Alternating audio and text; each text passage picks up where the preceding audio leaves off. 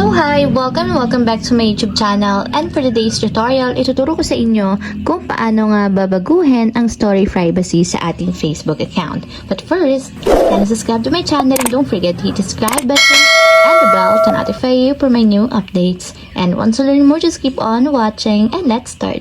So ayan guys, for today's video, i-open lang natin ang ating Facebook account or yung ating Facebook app. And dapat guys, meron tayong nakapost na story para maipakita ko sa inyo kung paano nga ba i-edit ang ating story privacy. So dito guys, sa ating homepage, i-tap nyo lang or i-open nyo lang yung inyong story. And after yun guys, may makikita kayong 3 horizontal dots na nandito sa may upper right corner. So ang gagawin nyo lang, i-tap nyo yung dots. And tap nyo naman dito is yung edit story privacy. So, dito guys, kung makikita nyo, naka-public yung aking story.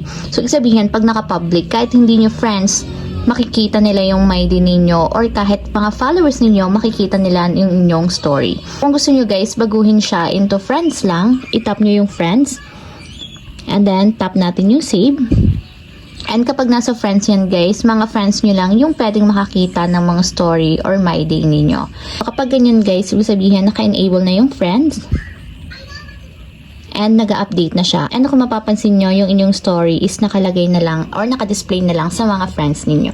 So, ayun lang guys. Ganun lang kasimple kung paano nga ba mag-edit ng story privacy sa ating Facebook account. If you have a question, comment down below and don't forget to hit the subscribe button and the bell to notify you for my new updates.